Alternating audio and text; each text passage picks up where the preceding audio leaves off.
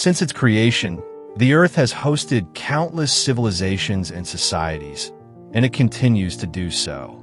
Over centuries, the formation of this global order gave rise to empires that ruled across the world.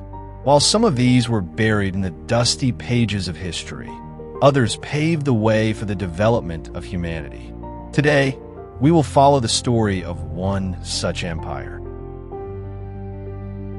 Under the rule of Darius from 522 to 486 BCE, the Persian Empire had already expanded into mainland Europe by the early 5th century BCE, bringing Ionia, Thrace, and Macedon under its dominion. King Darius's next target was Athens and the rest of Greece. It is unclear why the Persian Empire coveted Greece so much. Wealth and resources do not seem to be a likely reason. Other more plausible suggestions include the king's need to enhance his internal prestige or to completely suppress potentially troublesome rebel states on the empire's western frontier. The Ionian Revolt, the offering of earth and water to the Persian satrap in 508 BCE, and the attack by Athens and Eretria on the city of Sardis in 499 BCE were also not forgotten. Whatever the reasons precisely, in 491 BCE Darius once again sent envoys to demand the Greeks submit to Persian rule. The Greeks responded fiercely by executing the heralds, and Athens and Sparta pledged to form an alliance for the defense of Greece.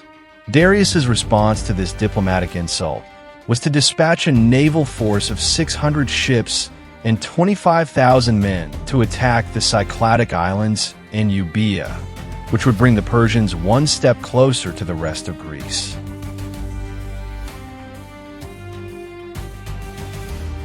Darius did not personally lead the invasion of mainland Greece, instead placing his general Datis in command of his cosmopolitan army. The second in command was Artaphernes, Darius's nephew, who likely commanded the 2,000-strong Persian cavalry. The total strength of the Persian army was perhaps 90,000 men. The Greeks were commanded by either Miltiades or Callimachus, and they had a combined force of only between 10,000 and 20,000, probably closer to the lower figure. The long-range offensive tactics of the Persian archers were to counter the heavy infantry of the Greek hoplites, with their large round shields, spears, and swords. This infantry was organized into a solid line or phalanx, where each man's shield protected both himself and his neighbor in a bronze wall. When the two armies clashed on the plain of Marathon in September 490 BCE, the Persian tactic of rapidly unleashing a great number of arrows upon the enemy certainly presented a formidable sight, but the lightness of the arrows meant they were largely ineffective against the bronze-armored hoplites. At close quarters, the Greeks thinned their center to extend their flanks, thereby encircling the enemy lines. This, combined with their longer spears, heavier swords, superior armor, and the rigid discipline of the phalanx formation, allowed the Greek hoplites to secure an unexpected victory. According to tradition, 6,400 Persian soldiers fell, while only 192 Greeks were killed. Victory monuments and statues were erected, and for the Greeks, the Battle of Marathon quickly became legendary. Meanwhile, the Persian fleet fled back to Asia, but they would return, and next time, in even greater numbers. Within a decade, King Xerxes continued the vision of his predecessor Darius and massed a huge invasion force to attack Greece again in 480 BC, this time through the pass of Thermopylae on the eastern seaboard. In August 480 BCE, a small Greek force led by the Spartan king Leonidas defended the pass for 3 days, but all were killed. At the same time, the Greek fleet managed to hold off the Persians in the indecisive naval battle of Artemisium. These battles bought Greece time and allowed its cities to prepare for even greater challenges. The defeat at Thermopylae glorious though it was, allowed the Persians to penetrate into Greece. Consequently, many states fell into Persian hands and Athens was sacked. In response, a Greek army under Leonidas's brother, Cleombrotus, began to build a defensive wall near Corinth, but winter halted the land campaign. The next vital confrontation would be at sea.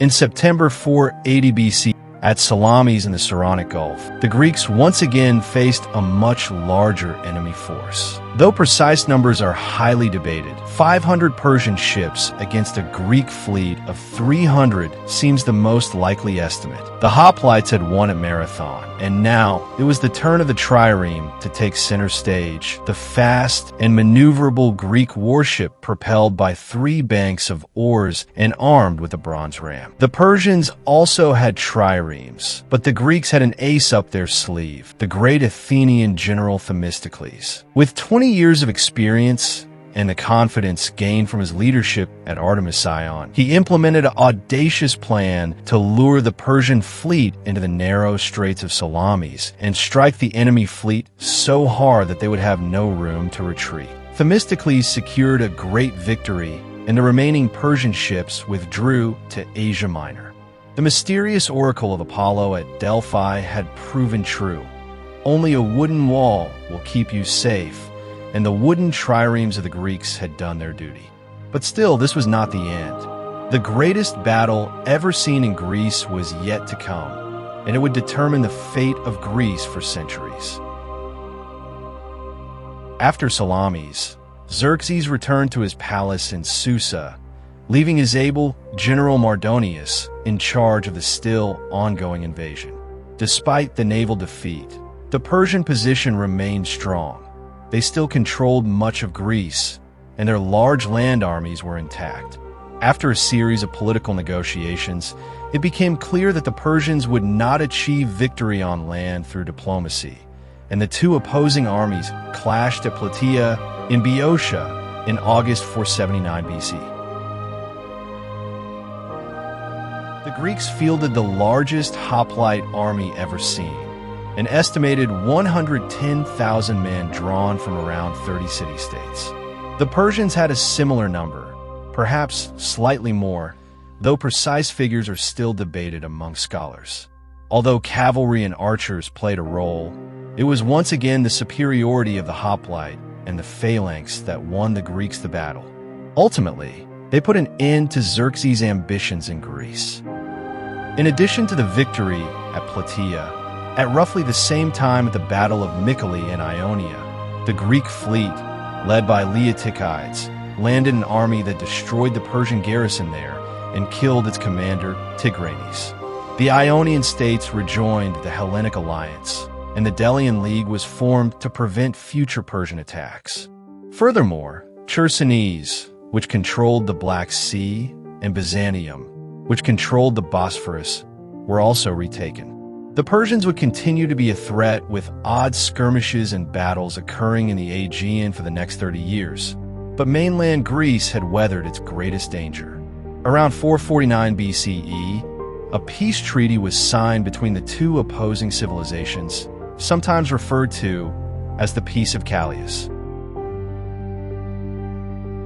While the Greeks reveled in victory, the Persian Empire did not suffer a fatal blow from this defeat. Indeed, Xerxes' sacking of Athens was likely enough to allow him to present himself as a conquering hero upon his return, though, as with other battles, with no existing Persian written records, their perspective on the conflict can only be surmised. Regardless, the Persian Empire continued to flourish for another 100 years. For Greece, however, this victory not only guaranteed its liberation from foreign dominion, but also shortly thereafter allowed for a period of astonishingly rich artistic and cultural endeavor that would lay the cultural foundations for all future Western civilizations.